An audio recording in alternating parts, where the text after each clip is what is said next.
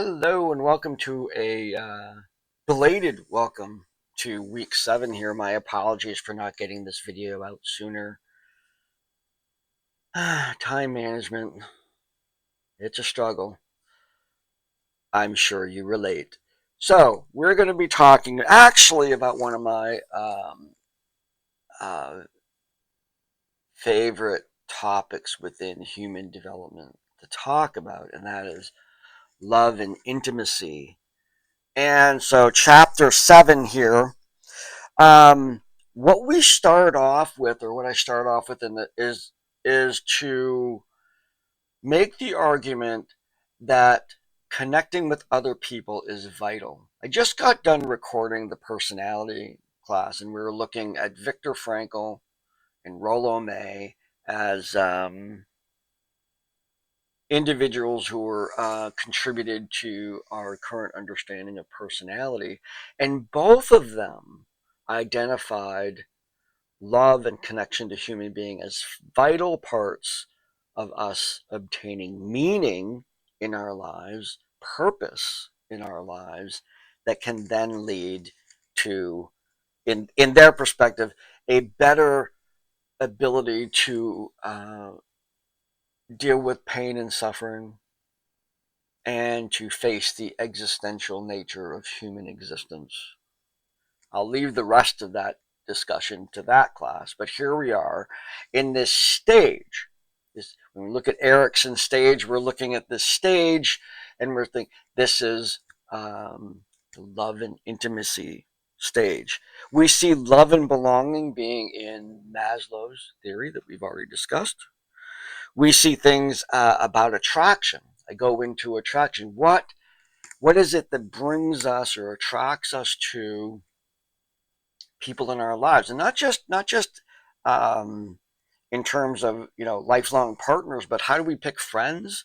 How do we distinguish them from acquaintances? What's the line? How do we approach people? And then ultimately, who do we like and why do we like them?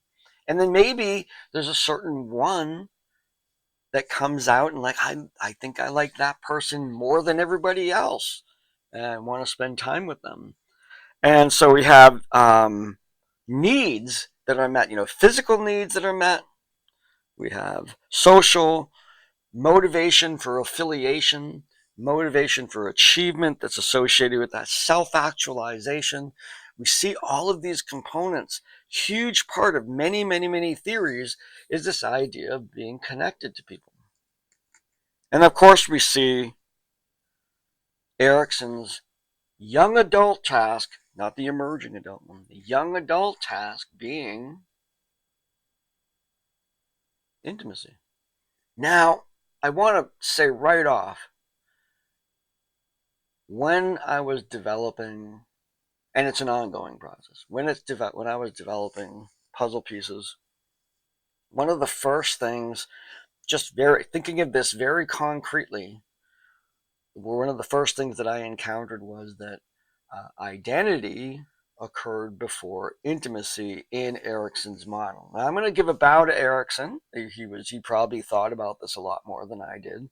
So I wasn't going to immediately toss this thing out and say, well, adolescents are and have relationships and whatnot. But I was gonna say, true. Okay, let's say identity happens and then intimacy happens. That's the baseline. How we act during that period of time, whether we're, doing one thing or the other before each other, is really brings in the consequences of our lives. So that really became a foundational point within my puzzle pieces theory. Erickson was right. Intimacy comes after identity. The more you know yourself and define that, the more able you are to select the people you are with. Okay, because up until then, we are pretty much, when we're young, it's pretty much who's around us, who's in our town, and then, of course, technology is drawing a big circle now. We can have relationships with people all over the planet um, that can modify our experience of who is out there in order for us to connect with. But nonetheless, I held on to that idea with Erickson being that way. There's also we'll have to put this in the world of gender, not sex, but there's gender differences between what people find attractive. Now, those, like everything gender, it is society and culturally based. So the things that an individual will find attractive, the components, the qualities, the visual experience of an individual, the physical attractiveness, the body type, hair type, age, their sex, anything, all of that, what a person finds attractive, depending on what slot in their world they're trying to fill. Maybe I want a mentor. That's a different kind of thing than if I want a playmate, or if I want a future wife or husband or partner. Those, each one of those will have different qualities, and I may actively, in fact, it's probably a good thing to actively pursue diversity in those, so that I have mentors that don't think like me. And they're up on my pointing back here like they're sitting up there, but they're on my looking glass self committee. People who don't think like I am, challenge the way I'm thinking, and I grow through that. uh, Graduate school, that is a huge experience of people who don't think like you do, and challenging the way you think, and you have to be prepared for that. You have to right.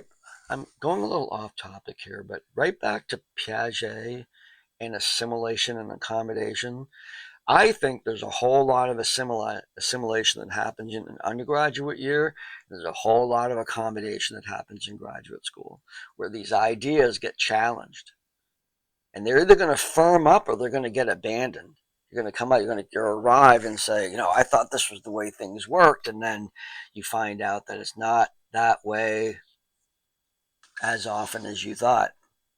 And you have to change your thinking on that. So very, very good experiences. So then I introduce you to my creation of a theory of development called puzzle pieces. I'll let you read it. There's detail in there that it's just worthy of a read. I am trying to write a book about it. I'm currently focused on my next course at UMA is going to be in neuroscience or neuropsychology. So I'm focusing on writing that class right now, even though I started this season working on puzzle pieces. I'm working on a book to dive deep into this and provide a full explanation. Some of the stuff that I have in the course book may get tossed aside. I might add other things. I'm still working this out. But the idea is that um, the personality is made up, your identity, and I sort of identity, personality, put those in the same general sense of self, is made up of many pieces, and each one of those pieces can be thought of as a piece in a puzzle, like a jigsaw puzzle. Some of those pieces came with the box. You didn't have any choice in that. Some of them you're shaping yourselves. Some of them get broken because other things happen and you have to rebuild that piece. These kinds of, the analogy sort of carries on, that not only do you have a bunch of pieces, you have materials and a jigsaw to make your own pieces. And sometimes, depending on the pieces you have, tells you what kind of pieces you can make. Those you can carry the analogy pretty far, but in the end, we are all constructing our identity. The reason I bring it up in this part, that it applies across the lifespan, but the reason I bring it up in this chapter is because this is the thinking that I was going through when I originated the idea. Had to do with individuals. The basic right here had to do with individuals who were serially monogamous. Now, what that means is they were intimate physically and emotionally with one person at a time, but they would go from one person to the other. They didn't have long-lasting relationships. The relationships were also characterized by being intense, being very quick to make commitments, potentially moving in together in a very, very rapid way, only for that. At one point, the person's on the pedestal, and when they fail, they're demonized and move on to the next one. And there's not a whole lot of time between each relationship.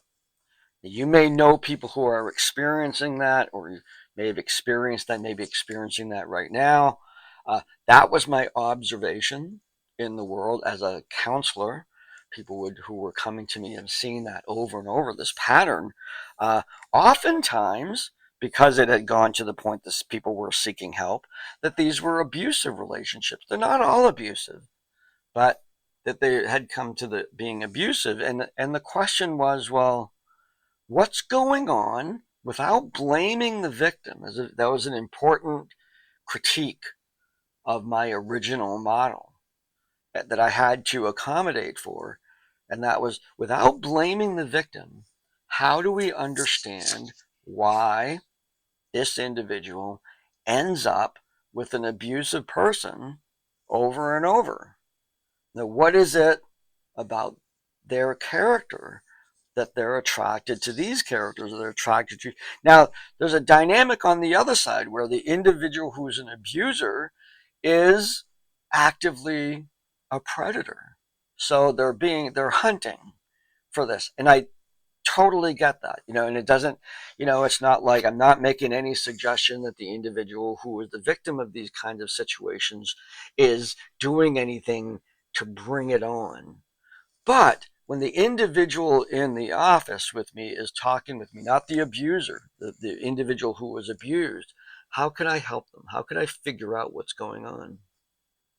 And give them tools that they can use in their own way to address this pattern. And from that experience and the questions that I had about where I was coming from psychology, arose the notion of puzzle pieces, which I believe in some ways explains why we see that kind of behavior, and potentially even a little bit about what we can do about it. Now, then we can generalize the theory into a developmental theory, and that's what I'm working on right now. So I want you to read that. For what it's worth, this is I would say, this is a late childhood version, if I was going to put it on a lifespan. Still developing, maybe early adolescence, in terms of the idea is in its early adolescence. So it's still looking at a lot of different things, still coming together, trying to make it into a cohesive idea. My plan is to, of course, finish that book. So I'm having you read that. The first discussion, I want you to, the first and only discussion, I made an error. As you all know, you've read in there's supposed to be 2 discussions, but there's only one. So you're only going to do the first one, and it's called Chapter 7 discussion. No A or B out of it. So ignore the second discussion. You're going to evaluate puzzle pieces. Give me some feedback. Does it make sense? Are there exceptions to the rule? Is it too simple, too complex? Kind of thing like that. You can't hurt me. I would also like to hear if it resonates. Does you're like, I get this. This makes sense to me. This is, that's also some feedback that I like. So this is a wide open discussion. And truthfully, I'm going to grade this one differently because you simply need to participate. I'm not going to be counting replies or anything like that. I encourage you to do that. But this is because I'm asking for feedback from you. Do you actively participate in the construction of this theory? Going to be lighting up on the grading part. Quiz 7 wants you to discuss I go over it in the course book, the difference between intimacy in emerging adulthood and young adulthood. Just using those labels, before and after, when we're emerging and when we're kind of settling down, how this manifests in terms of our relationships. And when I wrote that, it was actually just, using resources, and it was enlightening as to some of my own experiences when I was an emerging adult and my approach to relationships, and then how that fundamentally changed somewhere along the line. Way later than young adulthood, I will tell you, but it's changed along the way, where my understanding of relationships underwent a fundamental change. And so, talking about that. And then finally, we get to the assignment, and the assignment takes a look at one of the theories that is incorporated into puzzle pieces, and that is Sternberg's triangular theory of love. I'll put this up for you here. So we have this idea by Robert Sternberg, and yes, he himself, I've seen him speak, and he will talk about his obsession with three and triangles, because he also has the triarchic theory of intelligence. So what's it with the number three there, Bob? So here we have his theory that components of a relationship with an individual made up of liking, commitment, and passion. The passion being the desire to be in the presence and spend time with that person. Intimacy is, wait, maybe I don't have that right here. Passion, yeah, that's the desire to be with that person. Intimacy is knowledge. It's really, if I'm going to be, the term intimacy is often mistaken, or it's used in another context as meaning sexual activity. Intimacy in this context is the getting to know the person, sharing of self, sharing your secrets, sharing your, exposing yourself that way. And then we have commitments, or the decisions, cognitive decisions that we make about regarding that person. And we see a manifestation here in this triangle graphic of different kinds of relationships that can happen. So we have liking up on the top when it's all intimacy. Many of our friends would be like that. Then we have when it's just commitment. I'm just in this because of the promises I made, empty love. And then all passion is infatuation. Then you have passion and intimacy creating what he called romantic love. Then you have liking and commitment, companionate love. This is our good friends. And then you have commitment and passion, don't really know them well, infatuation. And then finally, in the middle, when all of these are relatively equal in presence, we have consummate love, of equal measure of passion, intimacy, and commitment. I find this theory absolutely fascinating because not only is it descriptive, it's prescriptive, meaning you can look at the relationships in your life and you can determine, you know, if things don't feel good, is it missing one of these components, or you have to make up for that. So if if you're feeling a relationship can be better, maybe you need to communicate and share more. They need to be more liking. Or maybe there's threats to the relationship having to do with commitment to the goals that you made or something like that. And then of course there's the physical attraction and wanting to be around that person that we get with passion. And so in an open conversation about the quality of someone's relationship between, therapist and two other people, you can talk about the relative ways in which people feel comfortable with intimacy, commitment, and passion. You could also look at areas, in the aging population when passion might not be, at least the sexual aspect of passion might not be as strong as it was uh, because people get old. Are there other ways to maintain passion, physical touch, and all those things that don't require sexuality that could make up for and fulfill those needs as well? Or do we have to really focus on strengthening the liking and commitment part? And, it's very prescriptive. So what I'm going to ask you to do is I have posted, let me get to the assignment here. This is the assignment. I posted a image. You can download the image right there. Click that, you download that image, and you're going to put it into a slideshow. You're going to make a slide for that.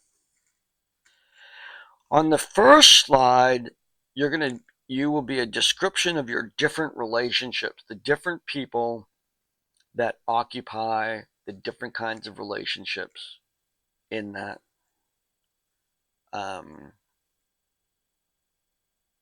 in that graphic.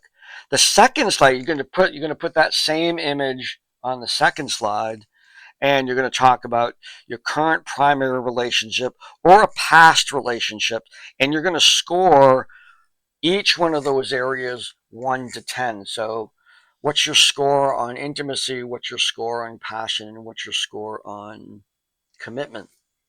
And are they relatively equal, or is there a weak point? And whatever. It's just those graphic representations. And I believe in the book I did it myself. So here's slide number 1. Slide number 2, current relationships. So up here I have work friends. Then I have my kids, Hannah, Myra, and Gerald. Katie is my wife. I have new friends down here. I have I put J-Lo down there for passion. I think I'm leaning a little bit more toward Alicia Keys right now, but J-Lo's down there in my passion area. Um, you know that ain't gonna happen, but nonetheless, I have individuals that occupy that I can put their names in the areas defined by this theory based on the components of my love for them.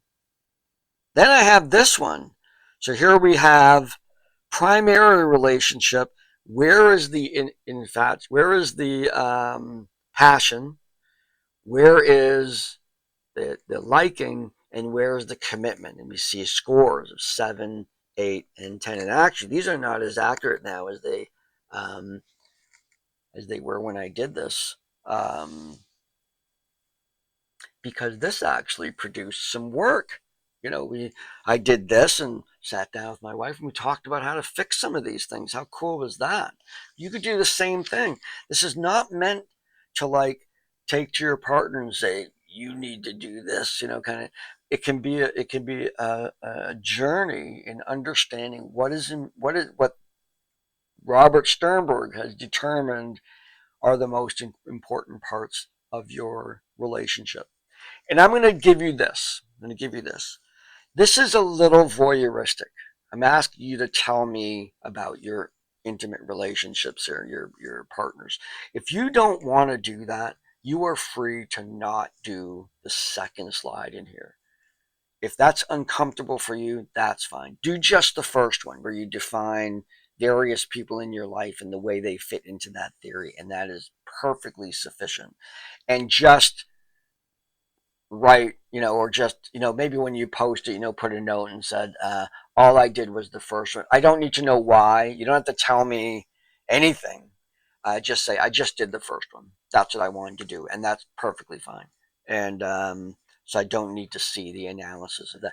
You could do it and share it with your partner, share it with whoever you think might see that. I think it's a very valuable tool. Having used it myself, valuable tool to address concerns that come up in relationships. So that brings us to the end here. So we have a discussion on evaluating puzzle pieces.